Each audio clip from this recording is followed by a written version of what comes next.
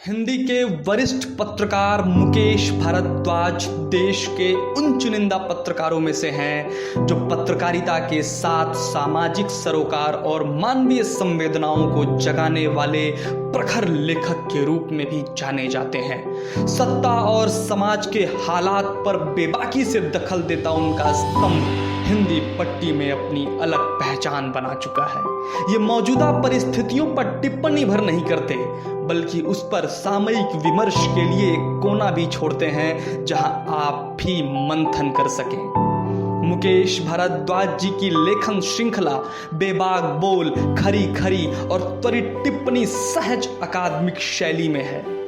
उनके लेखन को डिजिटल मंच पर लाने की पहल उनके मित्रों और प्रशंसकों ने की है।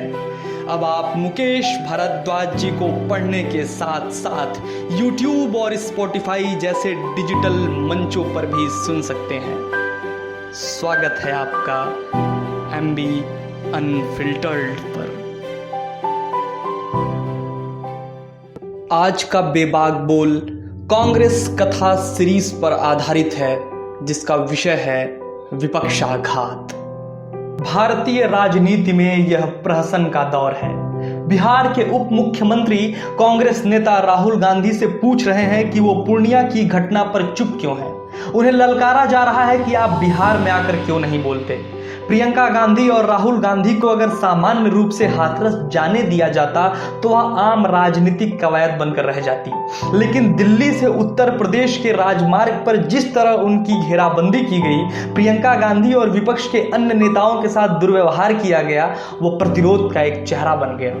पिछले कई मामलों के विश्लेषण से एक बात तो समझ आती है कि राहुल गांधी का मजाक उड़ा सत्ता पक्ष उन्हें गंभीरता से लेता है। राहुल जो क्रिया करते हैं उनके विरोध में सरकार की उससे कहीं बहुत बड़ी प्रतिक्रिया हो जाती है।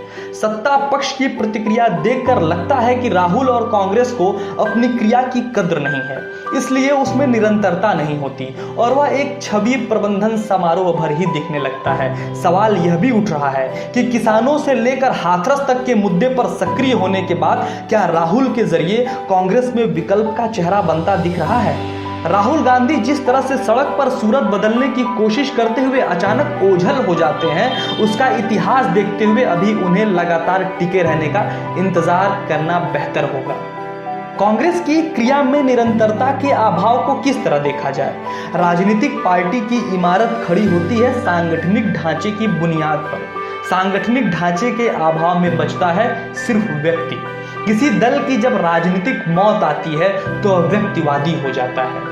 उत्तर प्रदेश में जब हाथरस की घटना को जाति के वर्चस्व से जोड़ा जा रहा था तो कभी दलित आंदोलन की महानायिका रही मायावती हास्यास्पद बयान दे रही थी। उनके भरभराए सांगठनिक ढांचे के बगल से होते हुए दिल्ली के जंतर मंतर पर पहुंचते हैं भीम आर्मी के प्रमुख चंद्रशेखर आजाद।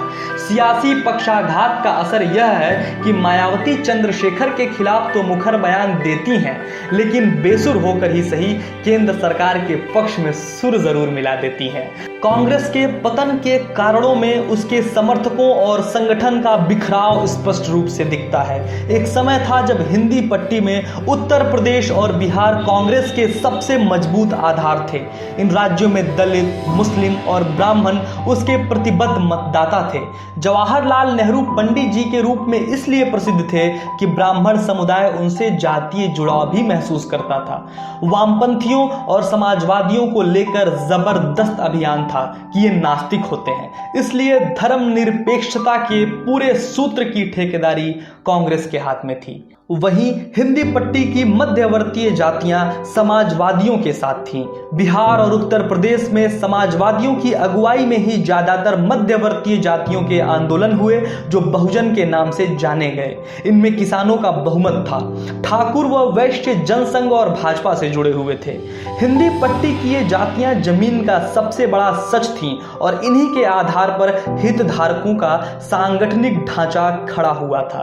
राष्ट्रीय स्वयंसेवक संघ के मंदिर आंदोलन को मजबूती के साथ शुरू करते ही कांग्रेस से जुड़े हितधारक कमजोर पड़ते गए।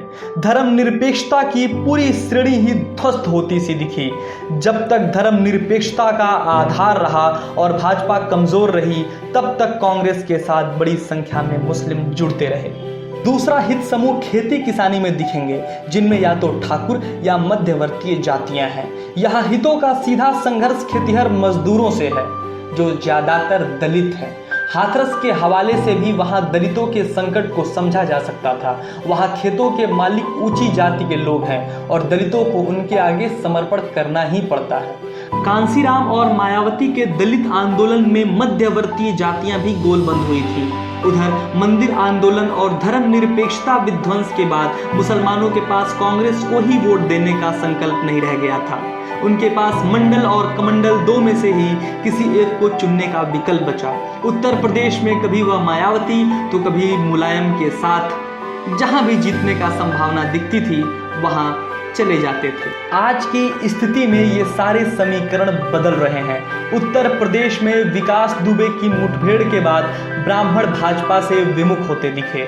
वहीं अब मुसलमान कांग्रेस से जुड़ रहे हैं और दलित मुद्दे के साथ विपक्ष एक शक्ल अख्तियार सा दिख रहा है।